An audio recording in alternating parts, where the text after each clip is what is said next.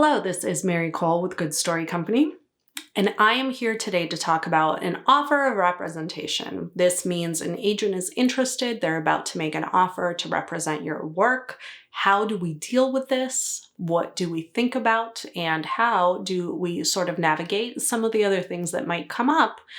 This is a wonderful problem to have. Let me just start by saying that. This is everybody's dream. This is the end of a very long road, the beginning of another long road, but the end of one very long road, which sort of means that you've cleared this big hurdle and been offered representation or gotten the interest of an agent, gotten the interest of a publisher. But it is no time to let your guard down and to just make excitement-based decisions. You're going to be very tempted to do so. And it is very tempting. It's a great, great moment in your writing life.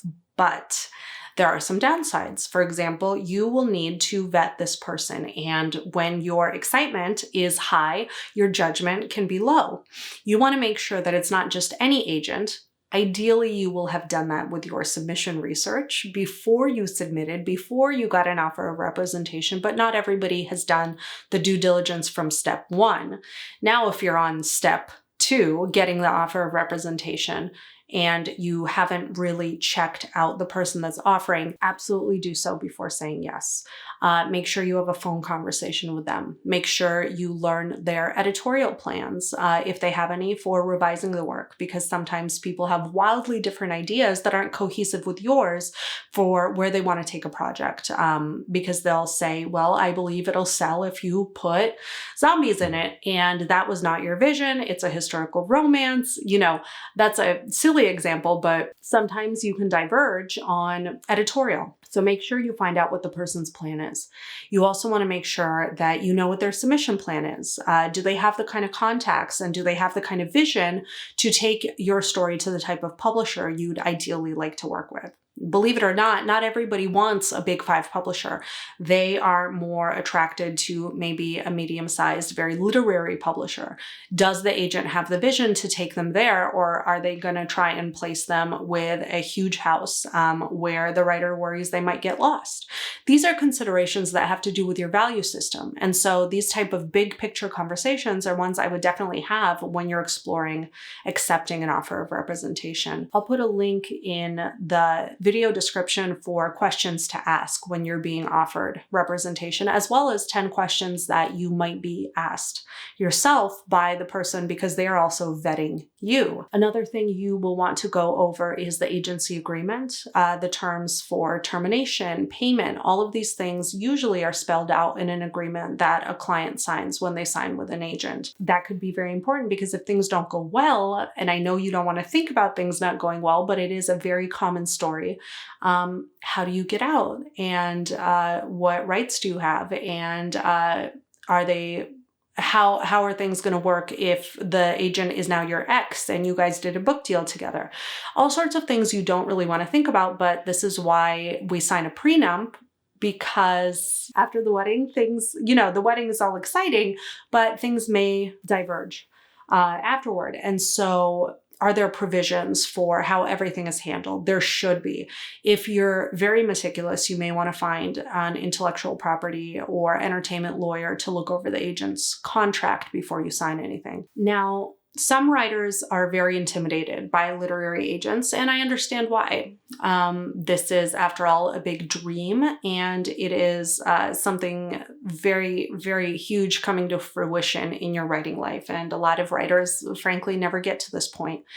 At the same time, I have heard a lot of stories of writers who have pushed on an agent or asked a question, and the agent did not react very charitably to sort of any inquiries. I would, as a person, want to know about that sooner rather than later. A lot of people are too scared to ask questions or to ask to see the agency agreement or to suggest changes to the agency agreement. And the agents that say, I don't need you, you need me, bye-bye. I've heard multiple instances of this actually happening. That's probably not the right agent for you.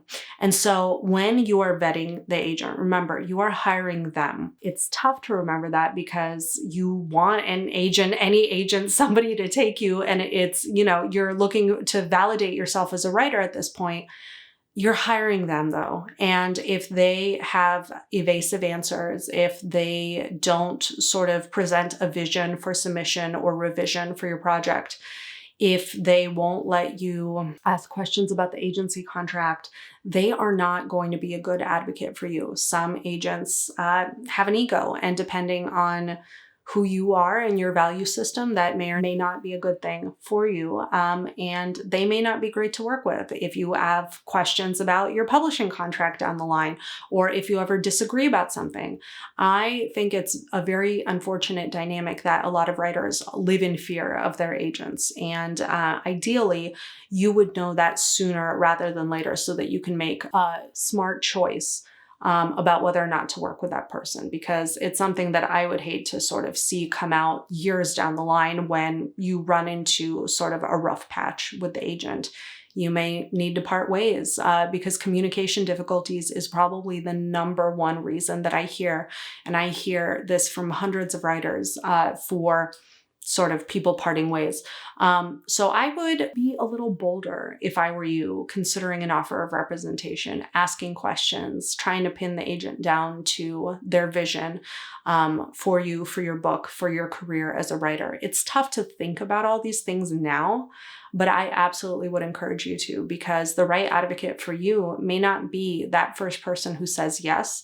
It may be someone else that's out there. Not to kind of parade the doom and gloom on your bright achievement, but think about these things now, because you may get caught up in the excitement and sign, and it's not a terrible thing if you do. Many writers, as I say, as I've said in this video, end up parting ways with their agents. But you may want to avoid it if you at all can, and asking some of these questions is a really great way to sort of vet your offer of representation. Good luck. This is Mary Cole with Good Story Company. Here's to a good story.